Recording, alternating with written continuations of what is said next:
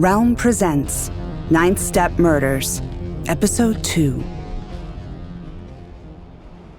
In the echoing darkness, urgent whispers. You can't gouge or hack at this. You have to slice. One clean cut. A rattle of metal on rails in the background. Otherwise, everything goes bad. Only a single lost drone heard the voice, deep within the lower tracks of Tokyo Station. Low on charge, its camera powered down, its location system boggled by the depths of the tunnel it had wandered into. But its audio continued tracking, and the drone picked up the words woven among the screech and whistle of an oncoming train on the night-lit tracks. I don't want. Do it! The train's roar and shudder against the bones of the station covered most of the sound of a blade being drawn from its sheath. A crackle of electricity camouflaged a shout of great effort. The blade cut through the air, echoing silence, and then a scream, long and high, rang out clearly over every other sound. When it ended, a deeper quiet settled, until the train dinged as it pulled away. The lost drone bobbed and tried to keep level, but its power was well in the lower red. It couldn't send the recording back to base, not from so deep in the station. It ran into a wall, tried to reorient, and slowly sputtered to the ground.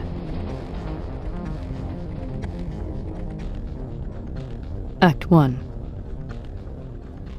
The elderly woman who cleaned out the expired lockers near the New South Gate sat in the stairwell. Her hands cradled her elbows, wrinkling the pink sleeves of her uniform as she rocked back and forth.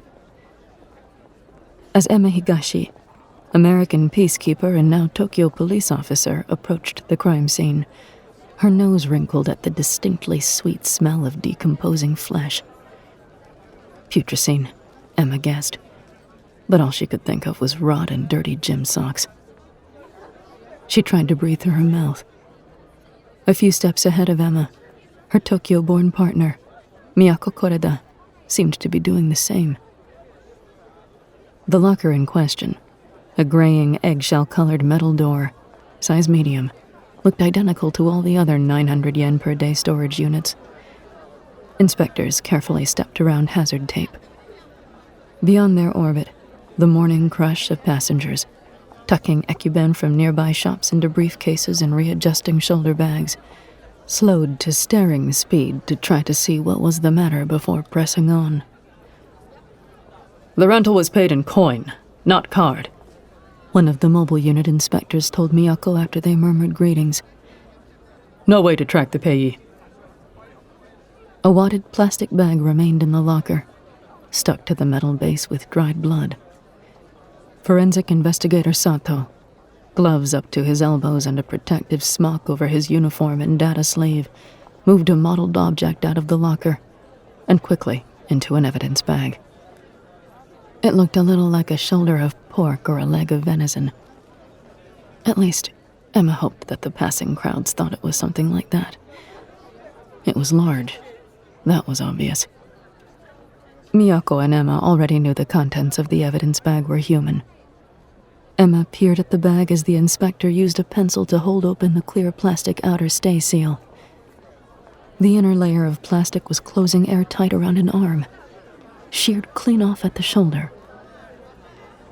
This isn't something you'd leave behind on purpose, Miyako murmured. She opened the bag wider and shifted her posture to let the station's lighting show more details. The hand was ringless, nails smooth and conservative, the palm calloused and small. Blue and turquoise tattoo patterns rippled like waves from fingertip to wrist, and then to shoulder, with several distinct circles in purple and silver at each joint. They looked like dropped pebbles in the midst of the blue, almost like bruises. The cut is nearly cauterized. Only that last bit bled. If they lived through the shock and someone had put it on ice, the owner could have had it reattached, maybe, said the medical tech. But they didn't, Emma said. put it on ice. The arm had resided, without the rest of its body, in Tokyo Station for at least 4 days. Miyako shook her head slowly, still looking at the fingers. They sure didn't. She bent close, taking a detailed scan of the fingertips and then the tattoos with her sleeve. The fingers had been seared printless. They cauterized the owner's identity, too. Best chance we'll have is finding who did the ink work. Emma wondered at the tattoos on the arm. They weren't beautiful, or in a traditional style. No flowers, no tentacles, no fish. The patterns looked modern, almost utilitarian. The ink work seems unusual. And very expensive. Sato pointed at the wrist and elbow. That silver is connective ink. There's a processor in there. It can crunch small amounts of data using the skin's own electrochemical currents, and interface with a data sleeve. Emma smoothed her hand over her own sleeve, wondering if the U.S. military had tech like this. Charles would know. Who makes wear like that? Underground mod shops now, mostly. The tech said. For special jobs, I've seen a few pieces like this. Mostly in much worse shape. I'll have to run some tests to be sure, but this may belong to a courier. Though they probably weren't carrying anything at the time. You sound so certain. The tech shrugged, looking at the arm. It's all in one piece. A courier with a data lock on a sleeve? That's high-grade, high-risk security. They contract out their implants and locking tattoos to biosync with their packages. Only the recipient can remove the sleeve from the courier, and then only at a particular time or date. Anything goes wrong? Well, I've seen a few pieces of dead couriers already. And there's no sleeve to go with this arm. Miyako looked closer. How soon can you tell if the biosync was activated? A couple hours. The blood analysis takes time. Emma made a face. You think someone would risk destroying expensive data and losing it? Sometimes that's better than having it fall into the wrong hands, Miyako said. Depends on what kind of data. What kind of someone. Miyako blinked at the kanji scrolling in pink bubble font over her sleeve. You don't say. She bumped the message to Emma's sleeve, where it translated, to Emma's annoyance. I can read fine, Emma muttered. And when I can't read, my iMod's translation overlay will catch, without being too obvious. This contains a delicate nuance, Miyako said. My contact at the mod shop says he's seen this pattern before, and that he won't discuss weaponry. She frowned. Tattoos as weapons. That's new. Maybe someone was after the tattoo, not the courier, Emma said, zeroing in on the details of the tattoos with her lens. She could make out the microcircuits traced with silver ink in fine detail among the layered patterns. Then they got caught before they could come back for it, Miyako replied. She read another message on her sleeve. Shima says the tattoo is worth more, even as is, than most anything someone could have been carrying. The biolock is probably poisonous, very expensive, and probably still contained within micro-ink capsules inside the tattoo. He sends condolences about the courier. Murder. Theft. Weapon tattoos. And possibly espionage. Hidden in a medium-sized station locker. When Superintendent Nishimura had sent them to the train station, it had sounded like a simple, if gross, case of body part dumping. Now they were looking at something much bigger.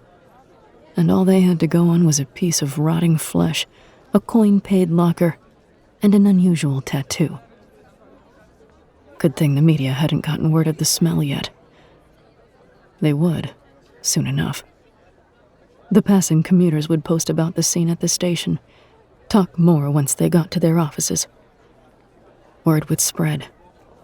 And the last thing divided Tokyo needed right now was any hint of rot. Miyako stamped the bag with her seal and handed it to the forensics investigator.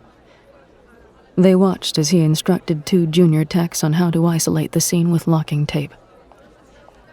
"Let's access the rest back at 9th Step," Miyako said, moving away from the smell, which was going to linger until a cleaning crew could get in. "We'll get this wrapped up as fast as we can." She looked at Emma. "Unless there's something you wanted to do first? Sato will send us DNA, along with the ink results and demographics." "The security tapes." Emma pivoted to find the cameras in the ceiling. Saw one tiny blinking blue light in the black domed camera. The other 2 domes had no lights. "Great. Just one camera." "It will have to do. Some hard-to-see corners, but we can watch who comes and goes. That will give us quick answers." Emma looked at the last dead camera next to the stairwell and shook her head. A glint caught her eye in the shadow of the stairs. She moved closer and lifted a broken drone from the floor, then showed it to Miyako. "That's street mod. What's it doing in the tunnels?" Miyako shook her head and a wisp of hair came untucked from behind her ear and stuck to her cheek. It was getting stuffy down here. "No idea." Emma took a quick, close glance at the drone with her augmented lens, so fast that not even Miyako would notice. The street mods on the drone were just cosmetic, crudely disguising what it really was. She flipped it over. There. Small US and Peacekeeper marks were printed on the undercarriage. 2 tiny serial numbers for inventory tracking. She narrowed her eyes. A stolen or repurposed spy drone? Or was someone on the US side spying in the tunnels? For what?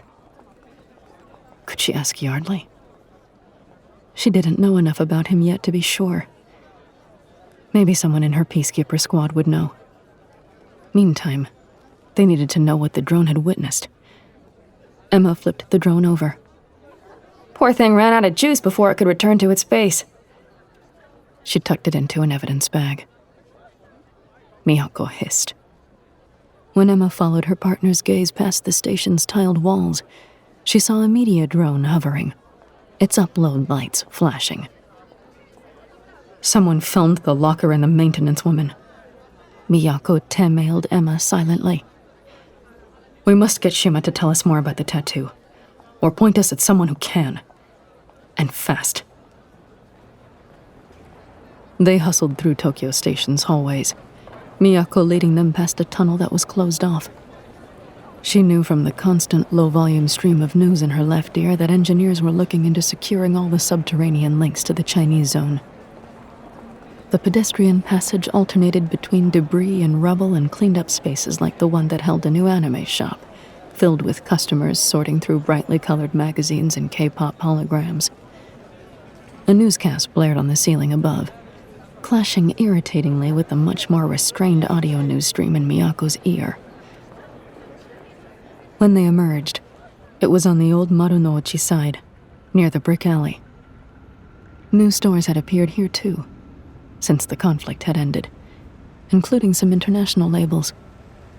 Everything looked crisp in the window displays, already decked out with cherry blossoms.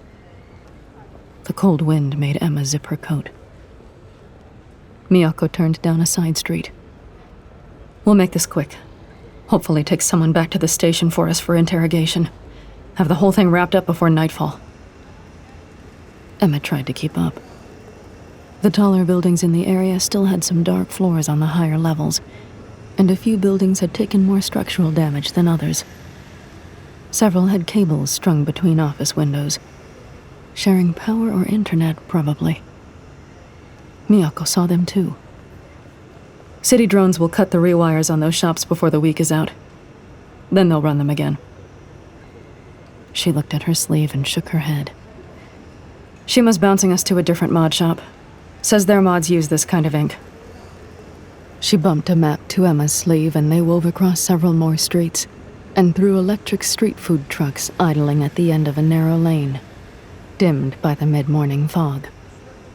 A vendor had hung a string of bright lanterns over the alley, near a wall of broken Takarakuji vending machines.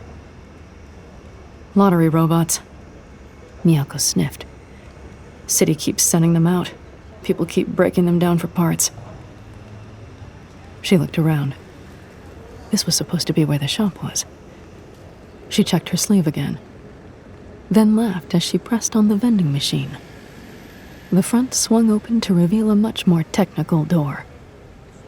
Nice. "Who dares?" came a voice from the door. Shima sent us. Said he'd call ahead. A finger pad lit up and Miyako put her thumb to it. The surface dimmed as it scanned her fingerprint. The door didn't budge. Now you, Miyako said. Emma squirmed. I'm not. Do you want to go inside or not? Miyako asked. Emma put her finger on the pad. The scan warmed the surface of her skin for a moment. Then the door slid up.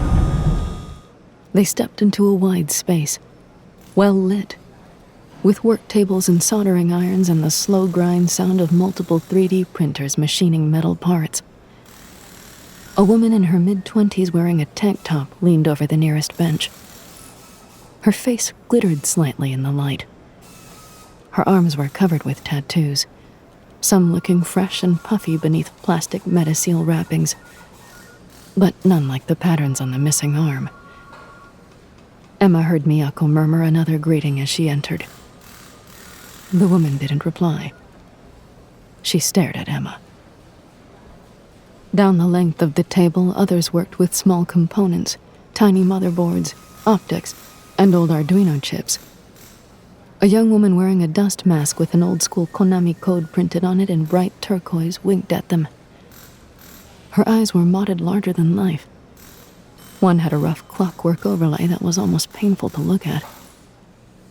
Hajimemashite, Emma said when she made brief eye contact with the young woman. The first tattooed woman finally rose, a metal leg clicking repeatedly with the effort. She bowed slightly to Miyako, then continued to stare at Emma, flustered. Ohayo. She licked her lips. She's military? U.S.? Shima let you bring her here? How did she know that? Miyako wondered, then shook it off. Of course Emma's records had been sent to City Hall. She was part of the Tokyo system now, and these modders were probably better connected with that data than the police. She's working with me, and Shima's met her, Miyako said, the bluff coming easily. And she noticed the tattoos first. Thought they were Chinese. Shima told me you'd be proud to say they weren't. They're all local. The woman held Emma's gaze. There was a gleam of pride, the kind that craftsmen have for their favorite work.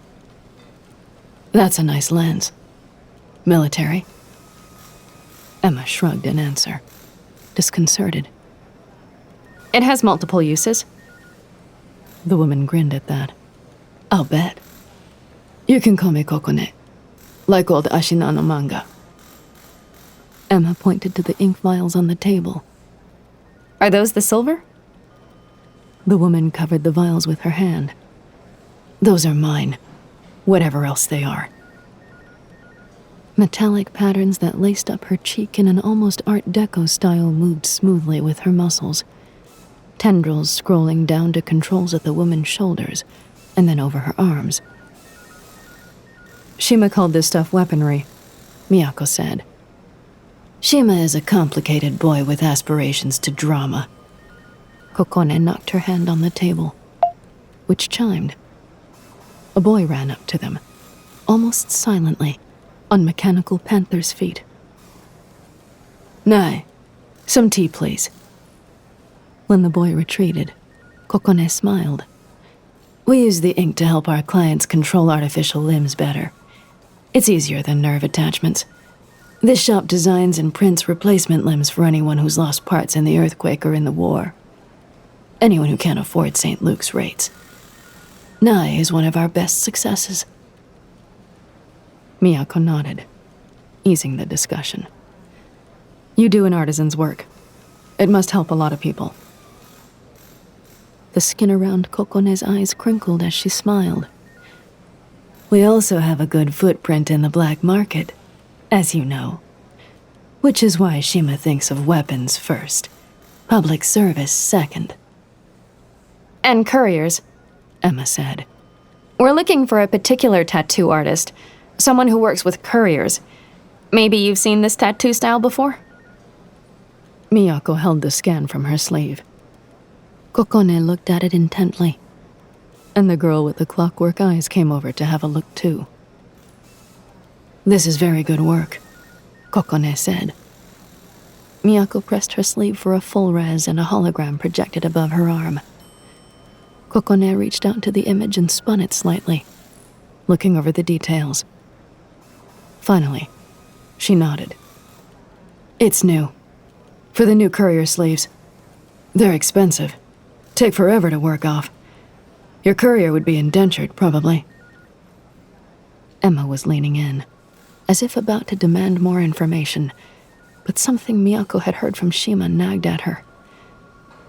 If the work was local, how would you know? And could the courier be local too? It's my business to know. I saw this kind of ink demoed when I was a student at Todai, before the war. Kokone smiled. We got NDA'd because some big US sponsor tried to file a patent, and then the lawyers locked everything down. But after, she splayed her fingers and smiled. The Mod Cafe got some of that ink in, and it helps people. We started making our own to get the cost down. And couriers use it to bio-lock their sleeves, Miyako said. Is there any way to get a sleeve off and leave the arm intact? Or the courier? Kokone laughed softly. Not if you want the courier alive. Solution running is too valuable. Solutions. One-time only data. Or access codes for data. Emma sucked her teeth. That meant espionage. Unbidden, she thought of the mysterious shipment her new boss had wanted her to find. Corporate or state? Kokone met her eyes. Mostly corporate. Not enough state left to make that worthwhile, is there? Kokone's tone was as dry as summer pines. Nai returned, carrying tea. This time he walked on taller spring legs. Showing off for you, Kokone said, laughing. He wants to be a cop. The clockwork-eyed girl in the dust mask put her tools down loudly and stopped off, whisking the boy before her. His sister doesn't like cops. Miyako growled, but low. Emma hadn't heard her that frustrated before. They needed a reason to take one of the modders in for questioning, or they'd return empty-handed. And Kokone wasn't helping them with that at all. Emma's watch chimed softly. Almost 11. If she could catch Charles at his desk before lunch, she could ask about what that drone had been doing in the tunnels. And what it had seen. She had no idea whether he would tell her or not, but maybe it would help her assess whether Charles was trustworthy or give her some clue about that mystery shipment. She sipped hurriedly at the tea so as not to be rude, while Miyako continued their questions. The tattoos, Kokone-san. Who made them? We'd like to speak to them too. Here or at Ninth Step. And if anyone you know is missing an arm, or a courier, now is the time to tell us. Kokone shook her head slowly. No one-armed couriers that I've heard of. Though with solution data, plenty of people will be looking for them, or their sleeve. It will take a while to track the artist, but with work as elegant as this, I'm sure they've got a reputation. I haven't seen its like before.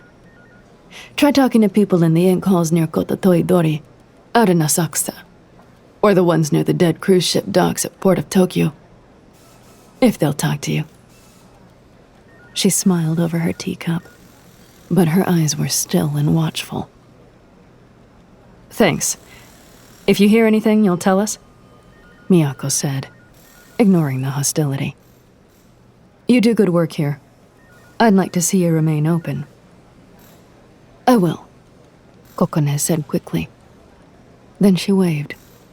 Her fingers whirred. Nice to meet another mod, Emma. Emma smiled, genuinely pleased to meet someone who didn't see her eye as a taboo. Nice to meet you too, Kokone. Outside, Miyako sprayed the nearly invisible sample tape on her fingertips with a fixative she'd taken from her police belt. The modders might not have given us anything incriminating, but I can still send these lifts from Kokone's workbench to the lab. But I need to get them back while they're still fresh. I'll catch up later. The American lifted the small drone from her pack. Under all the decoration, this is a peacekeeper drone. I want to take it to some friends and ask them about downloading the files so we can know if it saw anything. Miyako hesitated, weighing the pros and cons of tagging along with Emma to the Peacekeeper's compound. The ease with which the American had bagged the drone without Sato noticing annoyed her. But as long as Emma was seconded to the Tokyo police and held on to the drone, the chain of evidence wasn't actually broken. You won't let it out of your sight? She wished she could apply her seal to the drone's shell, but wasn't sure what the international protocol was for putting a tracker on another country's tech. I promise I'll keep my eye on it, and I'll be back as fast as I can. All right. I'll see you and the drone at the station once you get access to the files. Maybe we can get more done faster if we split up for a bit. When Emma nodded in agreement, Miyako turned and began a paced jog back to the police station. This case was bothering her. There were too many pieces, but nothing solid to hang on to. As her feet made a regular beat on the pavement, she turned up the newscast in her ears and listened to the soothing sounds of nothing new happening. She arrived at her desk a little out of breath, but feeling calmer. It wouldn't last. Hey, Koreda-san. How is the meat case? Yamada asked, heading to the kitchen with an empty teacup. Anyone in for questioning yet? Not yet, she replied, keeping her eyes on her data as it uploaded from her sleeve to the department's secure main screens. Still tracing leads. You'd better have something by drinks tonight. At Miyako's furrowed brow, he laughed. Celebrating the honorees of next week's City Awards for heroism. Kensuke is one of them, Yamada said. Superintendent will want to see you there. With an update. Good luck. Yamada disappeared into the kitchen. Thanks a lot, Miyako muttered. Kensuke Maeda could have his award. She'd take the luck. The lifts from the mod shop would take a few hours to analyze. Miyako looked at the scan she'd taken of the arm and filed what precious little Shima and Kokone had told them for the transcriber pool. She could go to the docks or Asakusa, but Nishimura would expect her to take Emma along. Miyako looked at the time on her sleeve. Emma had better hurry up. Hey, Koreda-san, Kensuke said, appearing beside her suddenly enough to make Miyako jump. He grinned and perched on the desk. How do you like your new partner?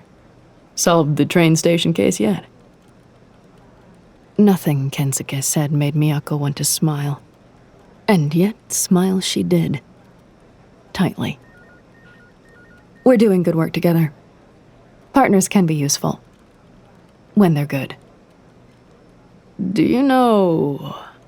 Kensuke lowered his voice. If she's seeing anyone? Miyako flattened her smile into a thin line. Not my business. But she hasn't mentioned it. Not his business either. Kensuke didn't seem to notice her discomfort. Great. Thanks, Miyako. He left her sitting at her desk, her hand on a cup of cooling tea. When her partner's temporary avatar, a U.S. flag, appeared on her sleeve, Miyako smiled. Finally. Time to get out of the station. Let's go to Asakusa, Miyako typed. Where are you now? Emma, who had worried that Miyako might change her mind and offer to come along to the peacekeepers, let out a small, relieved breath as Miyako jogged away.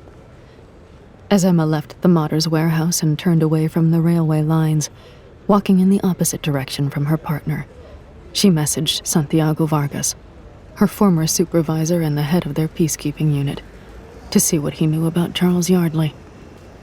Then she messaged Yardley. When her sleeve buzzed a moment later, she turned left. When it dinged, she turned right. Following the directions sent, she arrived at a very small, very expensive tea house on the other side of the Imperial Gardens. Yardley sat in the back, with 2 women waiting on him. When the room cleared, Emma dumped the contents of her bag next to the teapot. The little drone rested like a white spider, legs splayed on the dark wood of the table. This was found in the Tokyo Station tunnels, during a crime scene cleanup. It's ours, isn't it? Drones get lost all the time, Lieutenant Higashi. Emma took cautious note of Yardley's tone, but kept pressing. You don't look surprised that it's disguised. What's it doing that's so secret? Are you looking for something in the train tunnels? Yardley didn't answer. He took out a small battery pack and charged the drone. Then he downloaded its contents to his sleeve. Let's see what we've found instead of debating the details of why it was there. Maybe it will help both of us. Can you use your lens? Emma nodded and leaned close, scanning. Nothing but tracks and trains for hours of video, which they sped through in seconds. Then the video went black when the drone's power dipped, and the audio was nearly as dull. Until it wasn't. Emma slowed the speed and rewound. She and Charles both startled at the whispers, then jumped at the scream. Hear that in the background? That's an electric katana, Yardley said. I'm sure of it. Heavily modified, which is why you can hear the hum. They meant to disarm, not kill. An electric what? A real one? Some modder watched Star Wars too many times? Emma pretended incredulity so she could ignore Yardley's terrible pun without causing offense. Yardley shook his head and raised his teacup to conceal his disappointment that his joke hadn't landed. Sasuke Uehida had an electric katana. Don't be so Western-minded.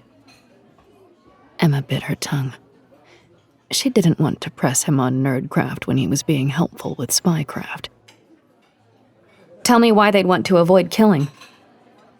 Maybe they're holding the rest of the person hostage?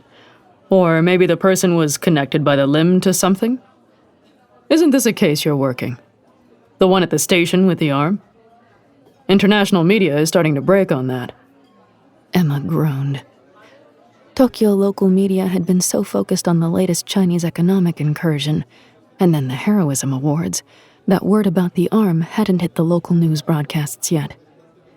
If it had, she and Miyako would have heard from Superintendent Nishimura. But international interest would certainly speed that process up. Yes, that case. The medical tech at the crime scene had said something similar about couriers trying to get sleeves off. But Emma had already given Charles enough information, and he was still holding back on her about the shipment. Any further info about that lost shipment? Emma tried to keep her tone casual, but Charles's eyes narrowed, and she had the uncomfortable sense that he was assessing just how interested she was in that incident. I had the drones in the subway tunnels watching for any signs of Chinese encroachment, he said bluntly. Emma was pleased that she'd pushed him into telling her something, but that was soon overwhelmed by a new worry. One more thing to think about while traveling underground in this earthquake-prone country. Any signs they are expanding unused tunnels, for example? Charles went on. Stockpiling weapons. Weapons again, Emma thought, wondering if Charles knew she had guessed the contents of the missing shipment. And are they? she asked, trying not to show how much the idea bothered her. No signs of it so far. He toyed with his cup. By the way, I was discussing with the embassy and with Vargas the possibility of expanding our drone surveillance in the city. In full collaboration with the Tokyo Metropolitan Police Department, of course.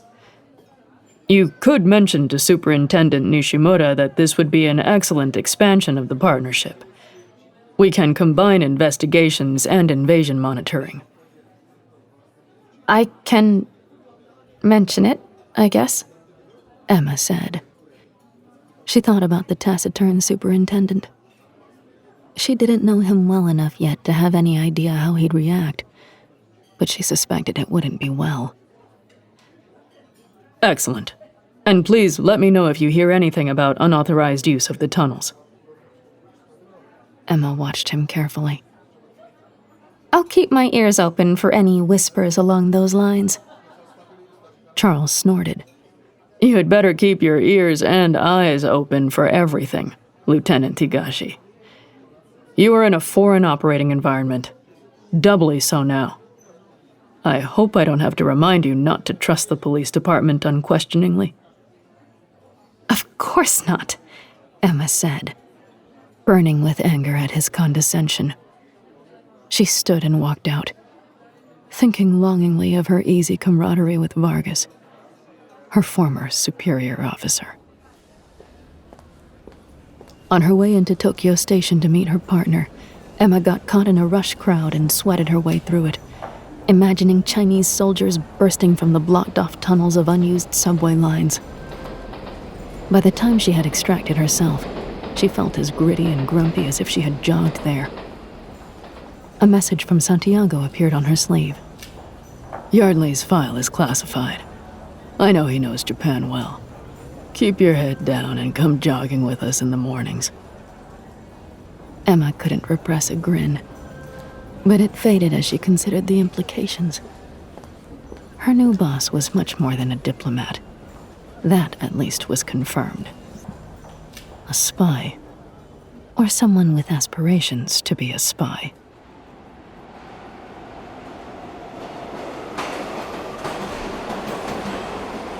To Miyako's chagrin, the train came to a screeching halt unexpectedly, and they had to walk the rest of the way out of the tunnel to get to Asakusa. What's the holdup? Miyako asked the conductor, who was smoking a stub cigarette. She was in a terrible mood.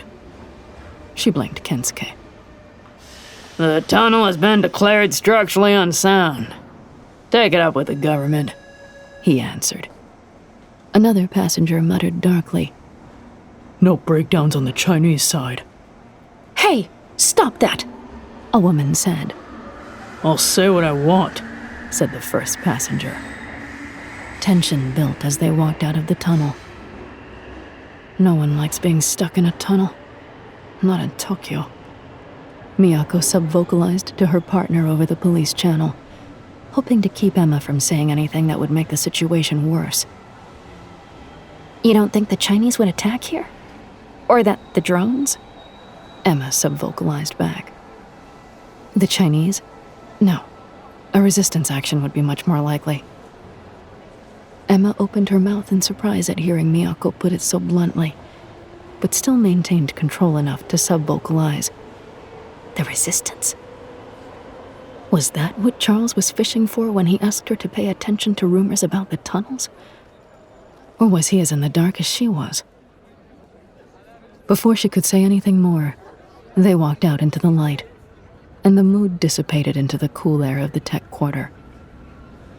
We'll talk about it later, Miyako said. Let's get this done. Miyako headed toward the shopping area popular with tattoo artists. You know where you're going, her partner said. I've shopped here a little, Miyako admitted, but never at the ink galleries. They rode an elevator as high as it would go, to the mostly safe 5th floor. Table displays and inkers' couches at the front of the hall pulsed with music.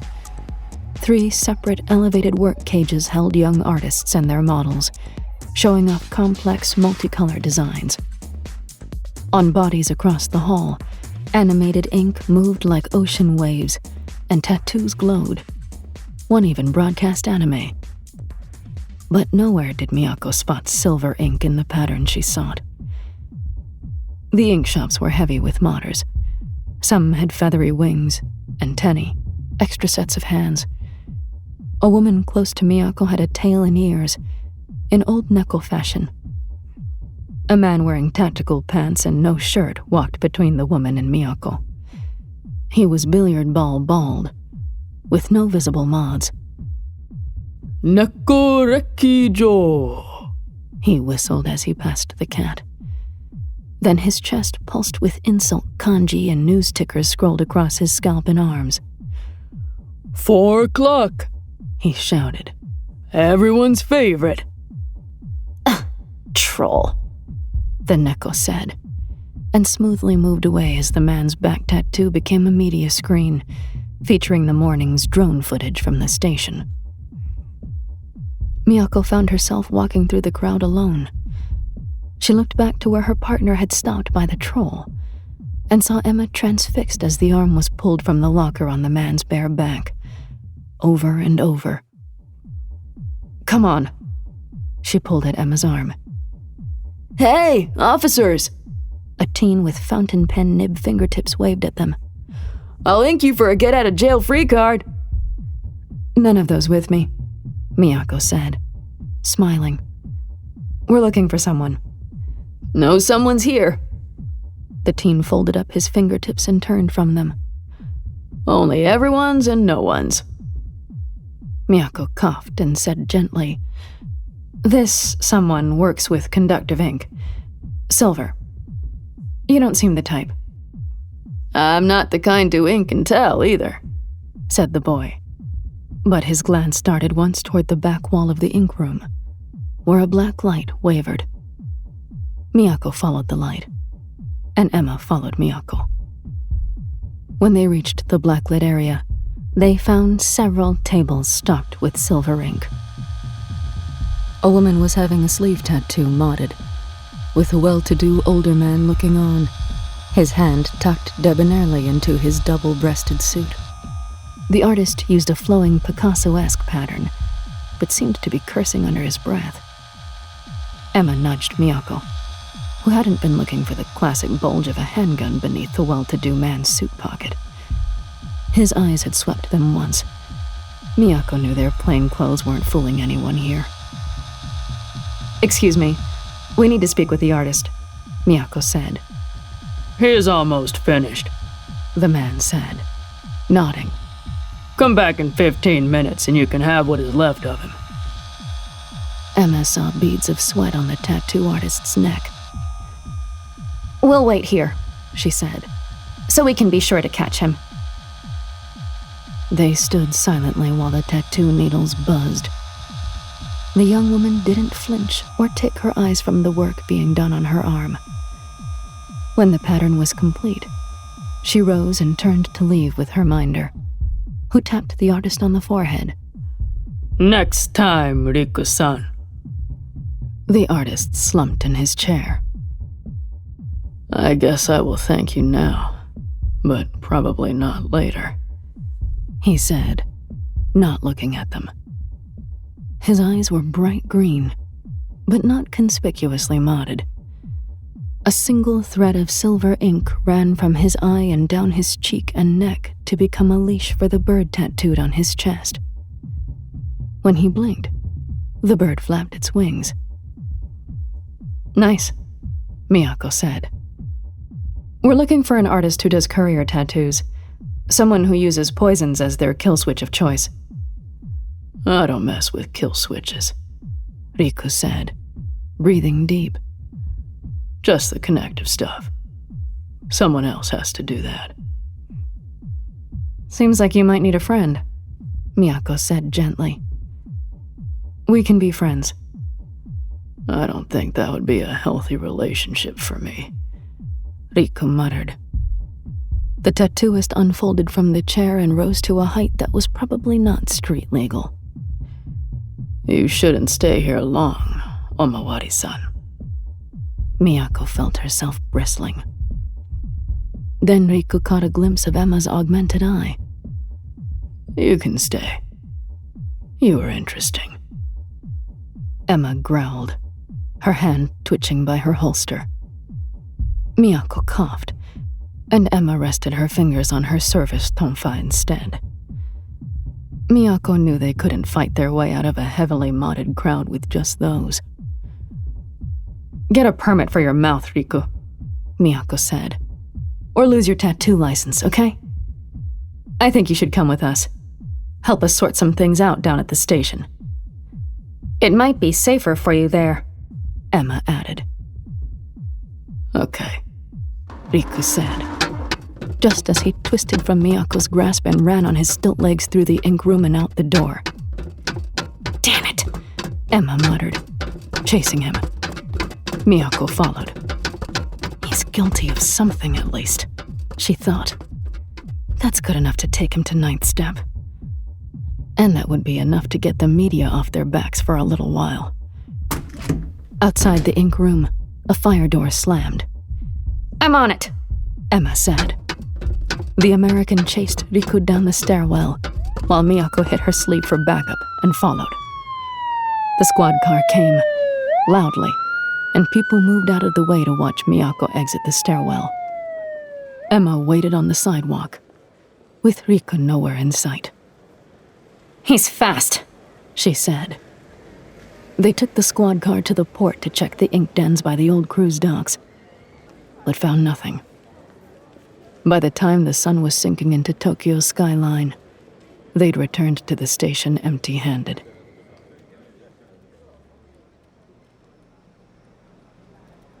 Miyako put the returned drone into the evidence locker. She began to head to the station kitchen for tea, but then stopped and groaned. What's wrong? Emma asked. Besides everything. Miyako opened visuals on her sleeve, listening to the audio feed she had in her ear and hopping back 10 seconds, then holding up her forearm for Emma to see.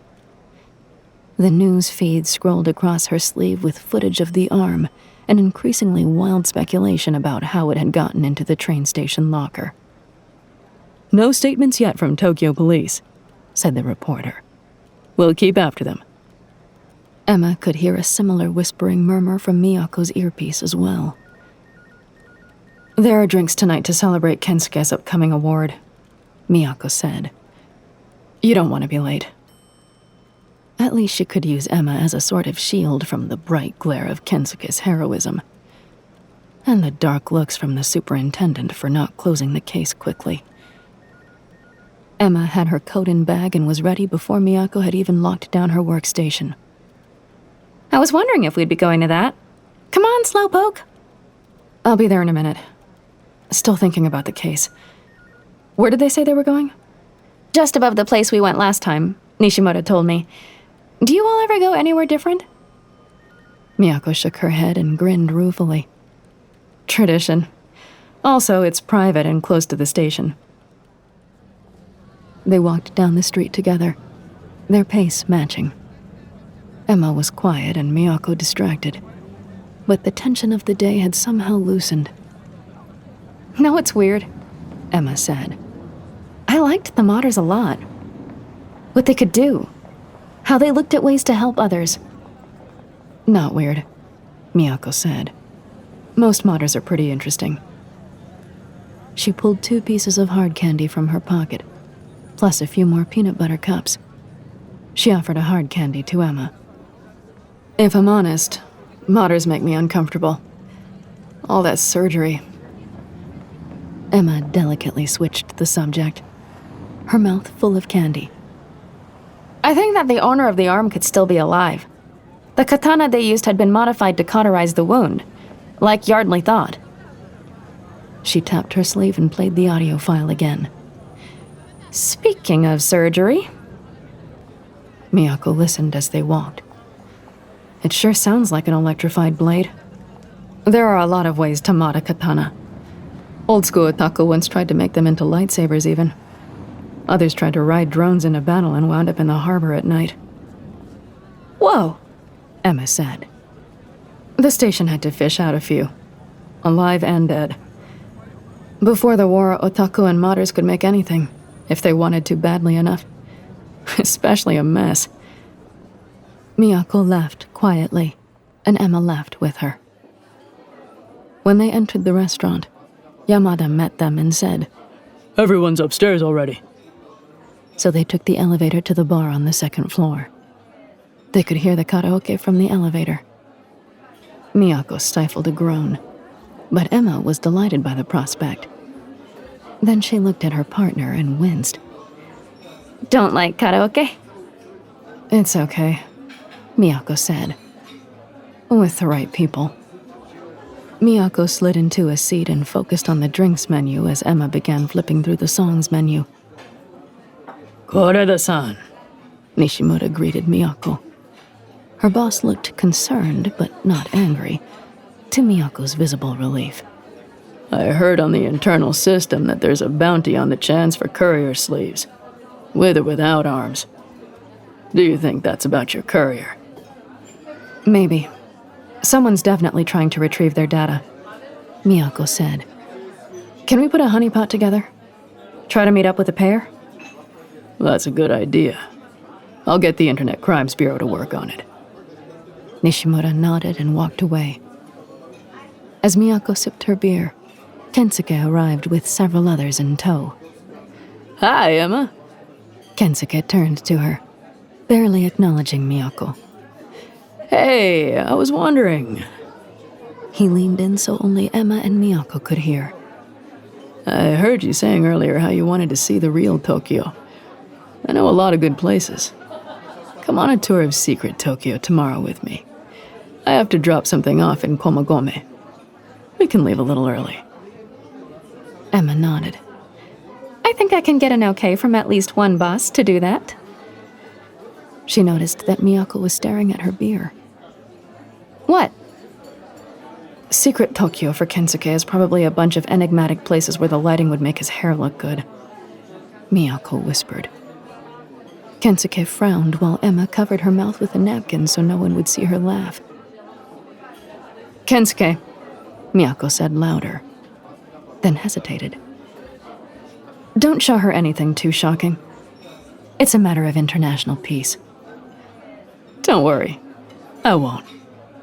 Kensuke grinned, all his teeth gleaming. Not for a first adventure. Miyako found her beer deeply interesting as Emma laughed some more, this time openly. Tomorrow, then, he said. Emma nodded. As long as it's a matter of international peace. Miyako took the last chocolate from her pocket and slowly peeled the wrapper into flakes. Then, while everyone else was laughing at something Kensuke said, Emma saw her put the whole candy into her mouth. Act 2. When the Internet Crimes inspectors who'd set up the honeypot hauled the tattoo artist up into the rear elevator and into the interrogation room at the station, Emma and Miyako looked on in shock. You caught an artist, not a crime lord, Emma said. But the inspectors shackled the man to a table and left him there. Nishimura says he's yours first, the IC inspector grumbled. I'll go, Miyako said. He's been lying to us since we met him. Emma watched from the viewing room while the usually stoic Miyako pounded on the table in frustration. Riku refused to say a word. Then Miyako's voice smoothed as she shifted to logic. Emma smiled in anticipation. Miyako was excellent at prizing people apart, even if it took a long time. You realize everyone thinks you're guilty now, when you show up at a drop like that? Yes, but guilty of what? Riku finally said. Do I look like I could back a bounty? He looked at his inked hands and then at the wall as Miyako slammed the door on her way out. A few minutes later, the tech from the Tokyo Station crime scene entered the room. She pulled off her data sleeve and spread it flat on the interrogation table, called up the hologram of the arm, gore and all, and let it float before Riku's eyes. Is this your work? Riku blinked, reached out to run his fingers across the light patterns. The arm hologram spun slightly at his touch until the severed end faced him. He turned pale and began to sweat again. I think he's going to be ill, Miyako said, entering the viewing room. He'll talk soon. Emma watched as Riku tried to spin the arm hologram again. It didn't move. He shifted his chair so the sickening hologram wasn't directly in front of him. Is this your work? The inspectors have seen my work. It looks nothing like this. Miyako let out a frustrated snort and walked back into the interrogation room. Tell us again. She kept her voice calm, but stood so close to Riku that the tattoo artist jumped. Can I see the arm? The real arm? I'll be able to say for sure then. The tech and Miyako both stared at the tattoo artist. That's sick, Miyako said. It's in a freezer. You can make do with the hologram. Riku sighed, resigned. The sleeve lock tattoo is my work. All of it. When I was a professor at Nagoya. But I lost my job after the earthquake, and lost the tech to the university. You're saying I stole the technology. I didn't. It's mine. You can't steal your own ideas. That's what you think this is about? Miyako said, quieter. Of course. Everyone knows I do the best connectivity patterns. The bird on Riku's chest fluttered its wings rapidly. Emma could see the silver tattoo ink transmitting pulses with her infrared lens. She watched, fascinated. The bird grew more flustered, even as Riku became calmer. Did you also teach people how to get the sleeves off without destroying the data? Did you help someone do that recently? Is that why you were at the drop? No, of course not. The ink bird slowed its beats as the tattooist tried not to blink. Miyako slammed her hands on the table again. You did. You are lying. Fine. Just once. But the courier was injured. She said the sleeve had hurt her. When? Miyako's voice went very low. A few days ago. At a train station. I was heading home. Late. And she approached me. I showed her the back door for unlocking the connections. Told her the risks involved. And then I ran. Even though it wasn't your work. It's my idea. I know how most of them function. So how did this arm end up, without the sleeve, in a locker in that very same station? Riku blanched. I don't know. What happened to the courier? He paused, swallowing hard. Did you retrieve the data processors from the arm? The poison capsules? The tech nodded. We did. She held up a bag with the long, thin strip of nanoprocessors. Like a delicate thread, but crusted with gore. Another, thicker bag had several tiny beads inside. What happens to the rest? You can't destroy it. Riku said, pointing at the hologram. It's an original. A work of art. Was he at the drop because he was trying to see who had the arm? Or trying to trace the sleeve? Emma wondered. He could have seen the meetup as a chance to get a hold of the arm itself. We can't destroy anything once it's evidence in a criminal case, Riku. Miyako said gently. Riku leaned back, relieved, then realized the weight of the police officer's words. Criminal? Emma nodded. Despite what you said, the owner of the arm must be dead. Bled out, probably. You were the last one to see her alive. Obviously, you know more than you're saying. Plus, there's the matter of the stolen goods. That kind of courier would have been carrying important information. I don't know anything about that. I helped her. You can't understand what she went through. How the terms of her indentureship impacted her. He bit his lip, as if he feared he'd said too much. Where's the sleeve? Miyako banged her hand so hard on the metal table that the room seemed to rattle. Emma jumped. Riku trembled and shook his head. I'd tell you if I could. I know, Riku. Miyako said, almost kindly. I'll be back later. Someone else might come in to talk to you about organized crime and that bounty. She swept out the door and Emma followed, even as Riku said, Wait, what? You can't! The door shut. He was about to say more. Emma began, confused. He will talk much more later, Miyako said. You would let people think Riku was involved in organized crime? That he took the bounty? That's probably a death warrant among the modders. Miyako nodded. At least I want him to think so. But it sounds like what he did. He was trying to help someone. He broke a law, Emma. Why he did it is immaterial. Her tone was firm. End of discussion.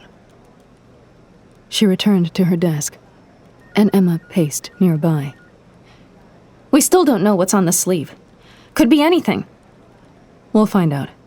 I'm contacting the hospitals again to see if anything's shown up. Sometimes records get jumbled. What about the data miners? Emma was fascinated with how the data miners supported Ninth Step Station. No fingerprints, remember? None on Kokone's table, either. That had been wiped clean enough to eat off. No, but Riku just said the tattoo pattern was one of a kind. Perhaps whoever did it has others that are similar enough, and we can connect the lines that way.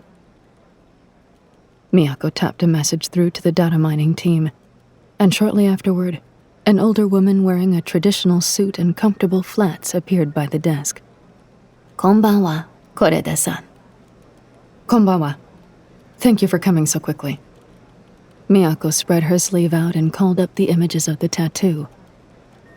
We need to find the tattoo artist who did this work. I'll look into the patterns and get back to you, the data miner replied. You have a database for tattoos? Emma was impressed. The woman shook her head. Only for the gangs. But good artists often work for whoever pays best. Sometimes that's organized crime. Sometimes that's outside influences. She winked and headed back down the hallway. That afternoon, the office was quiet as cases came and went. But when another courier's body was found, both arms intact, the news began to step up the pressure about the arm case. A special report was playing on the office's wall screen. Superintendent Nishimura was not amused. Don't you have someone in for questioning? We do, Miyako said. Then why hasn't he confessed yet? Working on it, Emma said with a smile before Nishimura could jump down their throats again about closing cases in a timely manner. But Riku didn't break that afternoon either. Miyako tried to get him to talk, growing ever more outraged. The tattoo artist had decided that the police didn't scare him enough to break his silence. Or something frightened him more. I'm going to hold Riku overnight. He'll confess to something, even if I have to turn him over to the department's best interrogator. Emma was surprised to find out that the best in the department was Yamada. She'd seen him singing Fantastic Baby and other ancient J-pop and couldn't fathom how the man would scare a confession out of Riku. It would be tomorrow before she found out. And in the meantime, she had her date with Kensuke. Maybe she could get some information out of him about organized crime, or gangs, or even the resistance. Kensuke came by. Finally. Hey, Emma. he said in his perfectly accented English. Konnichiwa, Kensuke, Emma replied. He took her coat down from the hook for her, then held it as she slipped her arms into the sleeves. Where are we going? Surprises, Kensuke said. It wouldn't be secret Tokyo without surprises. Emma didn't love surprises. Kensuke had mentioned Komagome yesterday, but that wasn't enough. Give me a few hints, in case something happens along the borders. That made sense to Kensuke. So many ways of doing things change after a war. So much else wants to go back to the way it was, he said. Emma nodded. Enigmatic. Poetic. Kensuke had a lot going on in his head. He pulled up a map on his sleeve and gestured her closer to show her. First, the Toyo Bunko, which doesn't close for an hour. Then Rikugien, both in a much quieter part of Tokyo than you've seen so far. I grew up nearby. We'll leave the area before dinner because getting stuck in Bunkyo at that time on a Friday is a terrible idea. I'd love to take you to the Miyazaki Museum, but of course we can't go there. So I know another great place. Something unusual. Okay? Good plan? Emma smiled sadly. The Miyazaki Museum was in a Chinese-controlled area. The Toyo Bunko sounds wonderful. She waved to Miyako, who waved back. They headed down the stairs, out of the police station, and caught the Mita line to Sugamo Station. The train was packed with schoolchildren heading boisterously home. They got off the subway at Sugamo. They walked down to Shinobazudori and Kensuke greeted passing police detectives, accepting their congratulations. Komagome Station is right next to the Toyo Bunko, he explained. I need to drop something off. I won't be more than a minute. Wait here. He ducked into the station and came out just as quickly, his jacket noticeably lighter, writing a message on his sleeve. Thanks. He grinned brightly, looking a little mischievous. My friend likes the Ekiben from Tokyo Station and doesn't often have reason to come in for it. Ready? Emma had shifted from foot to foot awkwardly, waiting. Now she nodded. It's getting cold again. Kensuke smiled and brushed her arm gently, before she shifted away. We'll warm up inside.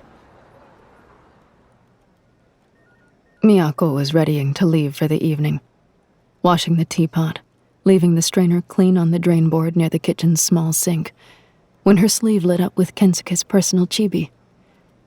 She slapped her hand down hard, covering the winged devil. She really needed to swap that back for his official one. One wave of her fingers and his message came through as text, rather than being recited by the chibi. Dead courier with arm damage case at Komagome. They've agreed to share the records, though it could be a match with the case you and Emma are working on. Miyako looked through the data as it came through. Male courier. Arm hacked to pieces but not cut off. Sleeve intact until it poisoned the courier with jellyfish venom. Miyako winced. A painful way to go. She headed down the hall instead of to the stairwell, poked her head into the data miner's shared workrooms. The woman who had come by yesterday was still there, looking over tattoo images. Can you check for missing couriers for me around the other stations? The data miner smiled. Of course. I'll send you whatever I find. Meantime, I've found your tattoo artist. Really? Finally, a break, Miyako thought. The woman's smile got wider. You already have him in custody. You're sure? Riku was a very good liar then. Well, the liar could stew for the night in a cell until Yamada was ready for him. She would have put Kensuke in the cell with the tattoo artist, given half a chance. She was willing to put money down that he hadn't told Emma what he'd learned at Komagome. The hero of the city had sent the case information on to Miyako to handle, so his date wouldn't be interrupted. The Toyo Bunko felt crowded, its holdings centered in a small space while the roof was slowly repaired. Emma and Kensuke threaded their way through boxes and piles of artifacts. They walked past the still intact ukiyo-e protective cases in the collection. Kensuke proved to be an excellent guide. But this... He drew her to a series of shelves and had an attendant pull out one book. This is quintessential Japanese poetry. There were more than 1 million books in this library before the earthquake. This has always been my favorite. The volume of Renku Kensuke pulled out was very old. Please don't be basho, Emma pled silently. She had had a lot of basho in school. She didn't know what she'd do if Kensuke tried to recite some to her. But it might include stifling a groan or running away. Thankfully, Kensuke opened a page to show her a Busan haiku, beautifully rendered with a painting of a goose turning against the moon. Emma read silently. Calligraphy of geese, against the sky. The moon seals it. It's lovely, Emma said. Why do you like it? Maybe I like it because you do, he replied softly, leaning toward her. The guide beside them closed the book, nearly catching Emma's fingers.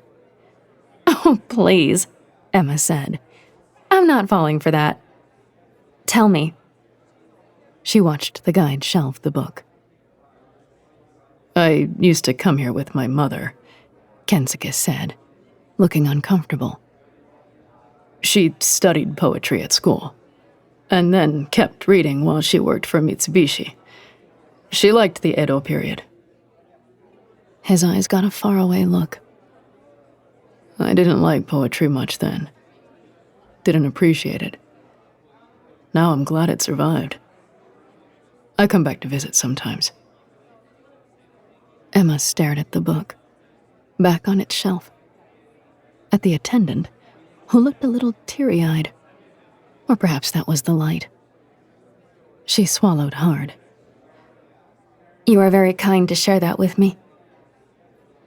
The next time Kensuke put his hand on her shoulder, she didn't inch away. Come on. I want you to see the garden at sunset. The garden, even at the end of winter, had a quiet peace to it that Emma was astounded to find within the city. She'd been rushing so much since she arrived as a peacekeeper that walking quietly over Rikugien's stone bridge with Kensuke was almost a shock to her senses.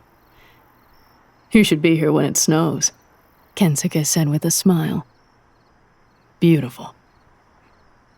Emma didn't much mind that Kensuke was looking at her when he said the last word. Not the garden. He was flirting madly, and it was kind of fun.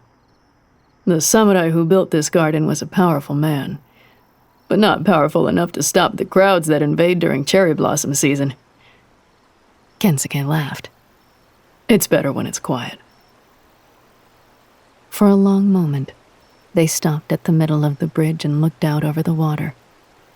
The sunset painted the bridge in winter-stripped trees in dark purples, the water in pinks and yellows. Emma sighed. Thank you. It wasn't exactly secret Tokyo, as she could have found the gardens herself. But she hadn't, and she was glad to be here. Not finished yet, Kensuke promised. Though the next bit is a little far away. He tilted his head charmingly at her, searching her eyes for something. Emma felt her heart kick. What? She said, a little softer than she'd meant to. I like the way the light looks. Here. He traced the air by her cheek with a finger and Emma shivered. Then Kensuke lowered his hand, tapped his sleeve, and hailed a ride. The sectional car came quickly, and Emma spent the 15 minutes that it took to cross the rail line into Taito Prefecture staring out the window, looking back at Kensuke's reflection. Where are we headed? Emma said. her heads-up map subtly displayed in her lens. She was trying to guess without Kensuke noticing. Then she saw the amusement park's toppled equipment and her mouth hung open. There? The ancient amusement park had been relit, and different indie bands were setting up in the roller coaster's dragon-headed car beside the toppled tracks, the Ferris wheel's still upright frame, and the merry-go-round. Near the old train, a pop-up restaurant had set tables. Kensuke gestured her toward a seat with a flourish and another grin. Konbanwa, senshi, the server said, hiding a deep blush as she seated them. Several other diners were just sitting down, too. None of them looked at Kensuke, conspicuously, but many seemed to know who he was. The hero of the city, indeed. I hope you don't mind that I took the liberty of making a reservation here. This was just going to happen one night only, and I didn't want to miss it, Kensuke said. I didn't want you to miss it either. I don't mind at all, Emma said, her eyes bright with the lights and sounds of the transformed amusement park. She couldn't stop looking around. In the shade of the half-toppled but still lit Ferris wheel, Kensuke ordered the omakase for both of them. The first course was a crab appetizer, followed by a beautifully marbled Kyoto steak. Then, when Emma felt beyond full, a tofu flower blooming in a bowl of broth. The chef calls this menu Unified Tokyo, their server said. It is perfect, Kensuke assured her. Emma had to agree. When Emma rose to find the bathroom, she walked past several tables where new diners were being seated. As she passed a very elegant-looking couple, the woman's dress and face perfectly sculpted, her hair set off with a beautiful antique pin, the man in a perfectly pressed suit.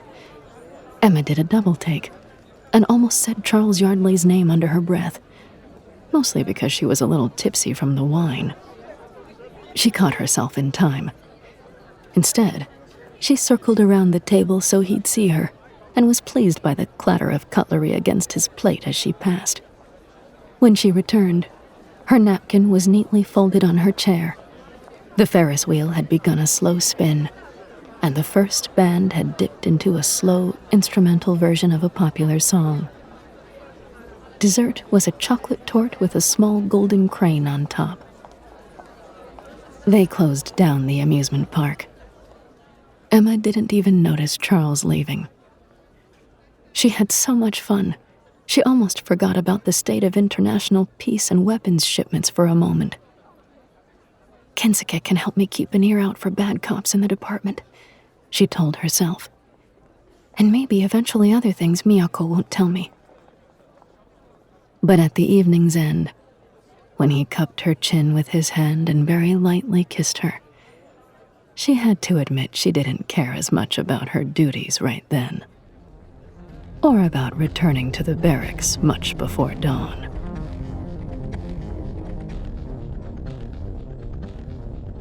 Act 3. In the morning, Miyako sat quietly, looking over the dispatches from the responding officers in other precincts. 3 couriers had been attacked now. 1 attempted kidnapping and 2 murders. Left arms damaged in all cases. Internet crime said the Chens were lit up with offers for Soliton-level security courier slaves, with or without arms. Their informants had been reporting solely to organized crime for so long, and the OC Bureau had low-prioritized the cases. Now that Emma and Miyako had found a connection, this had to stop. And fast. Miyako fired off a note to Nishimura asking him to alert the other precincts to escalate any more courier cases to her and Emma. The superintendent was so desperate to avoid news attention, he was holding things too close to the chest. What had each attacked courier been carrying? Miyako pushed the files across her flattened sleeve on her desk. A formula for heating fuel, a set of banking transaction codes, a series of images so encrypted inside the file that she couldn't make them out. Rumors were flying on the Chen that the courier sleeve had been a one-time decryption. Without it, someone was holding information that they could never use. Emma burst into the office a few minutes late. She was beaming. Miyako pushed the files to the wall and readied herself to withstand the barrage of Emma's delight. Morning, Miyako, Emma said, sounding as if she needed tea desperately. Morning, Emma. Please don't tell me anything. There was a long pause as Emma waited for Miyako to ask about the evening. Finally, Emma said, Would you like a cup of tea? Miyako wavered. Sure. Thank you. While Emma was clattering through the kitchen supplies, Miyako corralled her feelings and returned her focus to the case, now displayed on the wall. Nishimura passed by. Your witness spent the night in jail, Miyako. He did. In fact, You need to wrap this up. The news is going to get wind of these other attacks. Miyako bit back a reply about his priorities. someone is intensifying their search of Tokyo for the missing courier. And the sleeve. And no one's found it, Emma returned, handing Miyako one cup of tea and sipping from the other. The cup hid her uncontrollable smile fairly well. Yet. But I think we have a break. The sleeve contained something enormously important. Whoever inked the contract for the courier will know what company it went through, and whoever inked the tattoo should know that company. We need to find the tattooist. Fast. Miyako allowed herself a small smile. We have. He's sitting in our holding cell, deciding whether or not to tell me the truth. The superintendent, for the first time in a long time, smiled as well. Good. Make sure he tells you today. Understood, Miyako said. When Nishimura returned to his desk, Emma raised her eyebrows over the cup. Did any new cases come in from other precincts? When did we identify Riko as the artist? Miyako swallowed her too hot tea without blowing on it and coughed painfully. She'd been right. Kensuke hadn't told Emma about the courier case he'd sent Miyako. Emma would be furious to find that out. So unprofessional. Exactly how he acted with me when we were dating. Miyako decided to keep that bit of information to herself for now. She'd talk to Kensuke about it later. Maybe. Our data miner, in both cases, made connections. We found a report from one of the outer precincts, and then I asked her to look at it. She worked all night. Now we've got 3 cases, and we've got our tattooist. She's amazing. Miyako nodded. Not enough people know that either. They think she's an office lady, essentially. We could bring her lunch to say thank you? Miyako considered Emma for a moment, then assented. Tomorrow. I'll tell her so she doesn't bring something from home. Emma beamed. Miyako swallowed more tea. Carefully this time. A fun evening? Did you see more of the city? We did. We went to Toyobunko and to the gardens nearby. Emma trailed off. I didn't know that Kensuke's mother studied poetry. Miyako hadn't either. He is very quiet about his family. I'm impressed that he told you. Emma paused again as Nishimura came back. They've found the katana in a dumpster near the station. There's a partial fingerprint. Nothing we have on file. I'm bringing your guy over now, rounding up interrogation. Let's get this settled immediately. He pointed to the news feed. The arm was front and center again, and highlighted around it were several other courier cases. Who is killing Tokyo's secure couriers? The headline read. Not even the police know. We'll get right on it, Miyako said. Beside her, Emma nodded. We'll have something for you by lunchtime. Superintendent Nishimura walked out the door. See that you do. When he'd gone, Miyako turned to Emma and said, "This is going to be a simple interrogation. We've pushed him far enough that he'll break today. You be the nice American, I'll be the tough guy, and either Yamada will be the closer or I will." I can be tough too, Emma said. "Not like this. You're already too friendly with the modders anyway. Plus, Riku doesn't know what we know. About the other couriers. He doesn't know we know he did the ink on the missing arm." Miyako looked up as if she had an idea. "I need to make a call. Meet me in the interrogation viewing room." The small room behind the two-way glass was big enough for 4 people to stand comfortably. Nishimura was already there when Emma came in. "Great," Emma thought. "Great." The prisoner was brought in and seated at the table. His arm shackle was attached to a bolt. She hadn't seen Riku since yesterday. He'd seemed larger than life then. His tattoo, his legs, his attitude. Now he looked small and sweaty, like he'd slept badly on a concrete floor. Instead of coming to the viewing room, Miyako entered the interrogation room and walked straight to Riku's table, dropped a parcel in the center, and stood very close to him. "You will not lie to me today, Riku-san," Miyako said calmly.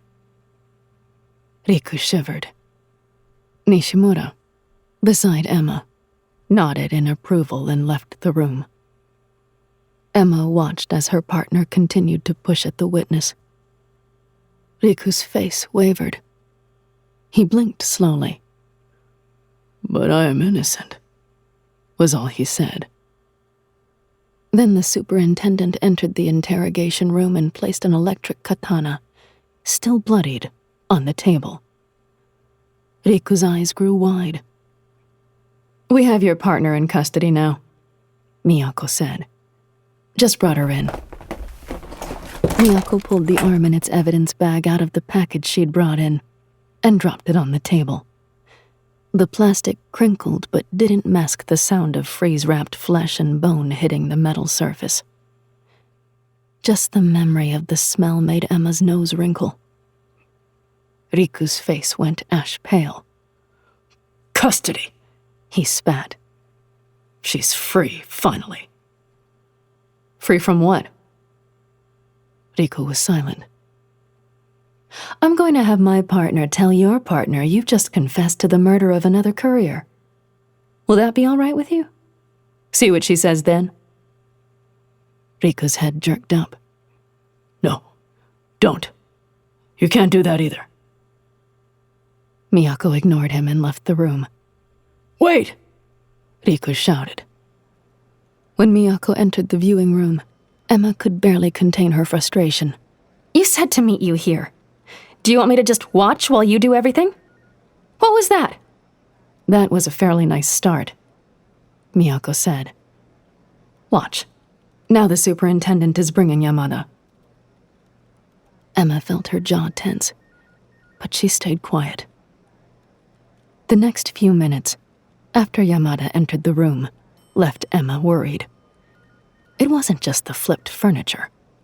It was Yamada's entire process. Threats, yelling, statements that Riku's guilt was assured. All that was up for debate was how much guilt. But by the end, Riku wept openly at the table. "She said the money was too good. Thought it would break her loose from the indentureship. Those people were running her too much. Her connections were wearing thin. I told her we could just do the job and bolt, that no one would notice. But then I got a fair price on the black market and we..." "Who was in the data sleeve? Where is it now? Who contracted the courier run? Where was she supposed to deliver it?" Yamada let the questions fly rapidly. Miyako's hand hovered over her sleeve. "Something I think you should know," she typed to Emma. "Kensuke told me about the other courier from Komagome last night. Not today." Emma stared at her partner, her eyes widening. "While we were out," she typed back. while Yamada was distracted. He didn't mention it. That's why I decided to tell you, Miyako whispered. So now you know how he gets sometimes. She turned her attention back to the interrogation, forcing Emma to do the same. Riku was shaking, clutching his head. How could Kensuke not tell me about a detail relevant to my own case? Emma fumed. She would certainly have words with him about it. While she thought that over, Miyako nodded to Emma, and they both went into the interrogation room. She drew a calming breath. It's okay, Riku, Emma finally said. She put her hand on his shoulder. He didn't jump. He began to shake even more, and then spilled everything. The data sleeve's in mainland China by now. The contents were blueprints from a weapons dealer. That's all I know. Please, he begged. Please let my partner go. She had nothing to do with it. It was all my idea. I got caught because I was trying to get the data sleeve back before anyone else got hurt. If the kids we hired had taken the arm too, there would have been nothing to find. They got spooked and dumped it. Sloppy. Yamada puffed up his chest and asked again. And where is the courier? Riku blinked, bug-eyed, at the man yelling at him. The other officer said you brought her in. He closed his mouth tight, aware that it was already too late. What does that mean? Nishimura turned to Miyako and Emma. Other than that, he lied. We told him we'd caught his associate when the text brought the katana, Miyako said. We never mentioned gender. Emma forgot about being mad at Kensuke for the moment. His partner? I think I know who she is. The modder who told us about the ink. How had they missed it? The one with the arm tattoos? Miyako frowned. On both arms? Where did she get a third one? Yes! They'd missed it because Kokone had replaced her own arm with a perfect match. Because the tattoos and plastic seal wrap covered the scars. And because she'd been hiding in plain sight. Everyone was looking for a one-armed courier. Emma was out the door already, Miyako and Nishimura behind her, calling for a modular squad car. Kokone had been hiding in plain sight, sure. But would she still be by the time Emma and Miyako arrived? The mod shop was dark and echoingly empty when the police car pulled up. The clockwork-eyed girl, the panther-footed boy, gone. The space was quiet. The tools gone, too. The modders had cleared out. Almost entirely. Too late, Miyako said. Nishimura, commandeering Miyako's sleeve audio and video, scanned the workroom. Never too late for paperwork. Bag any evidence, get back to the station and write this up. The tattoo is pled guilty. Case closed. Emma's sleeve buzzed. Somehow Riku warned the mod shop, Kensuke texted. A chip in his fingertip.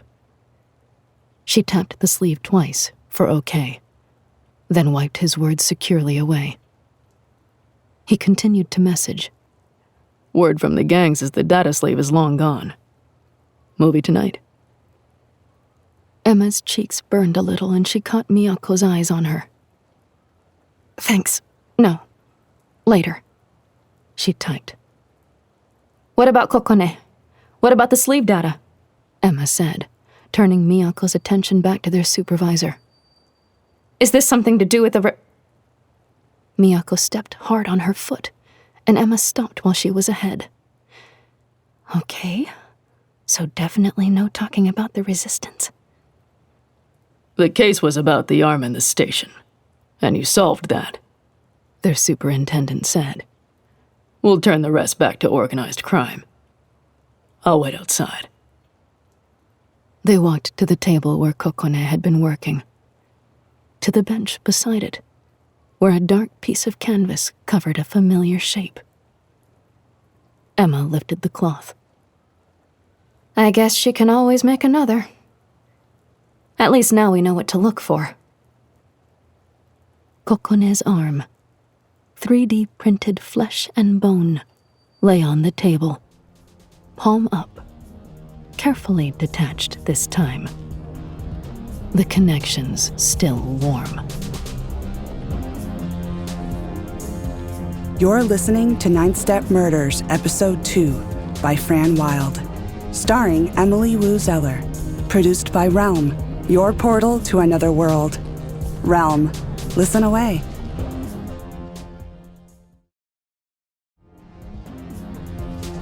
Ninth Step Murders is written by Malka Older, courtesy Chen, Jacqueline Koyanagi, and Fran Wilde. It is executive produced by Julian Yap and Molly Barton. Audio production, voice direction, sound design, editing, and theme music by Amanda Rose Smith.